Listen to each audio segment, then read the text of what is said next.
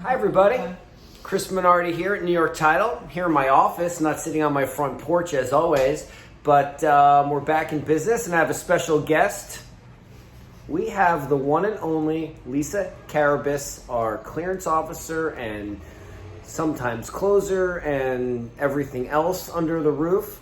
Hi Lisa. Hi Chris, hi everyone.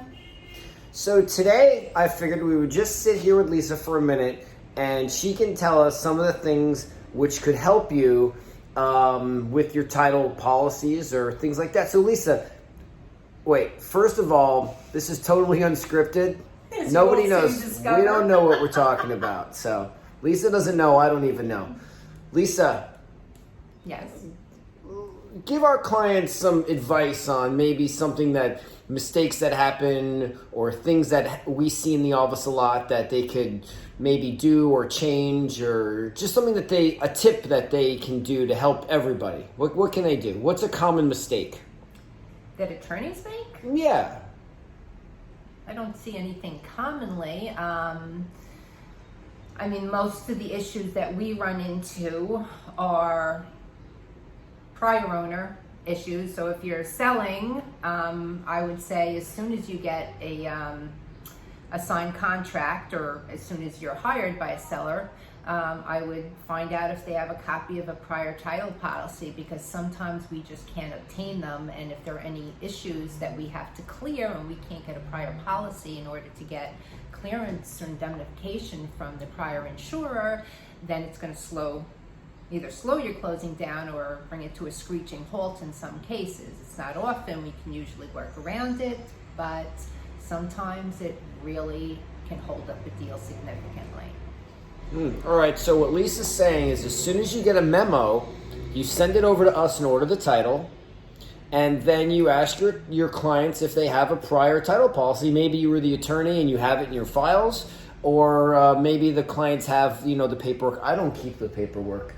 You should, because sometimes if an agent doesn't actually submit their policy, if you don't insure through an underwriter, if that agent doesn't submit the actual policy to the underwriter won't clear any issues. And a lot of times those companies go out of business and your client has now wasted whatever they paid for their title policy, and you have no coverage because they will not indemnify us for issues that were supposedly cleared when they purchased the property, because the underwriter doesn't have a copy of the policy.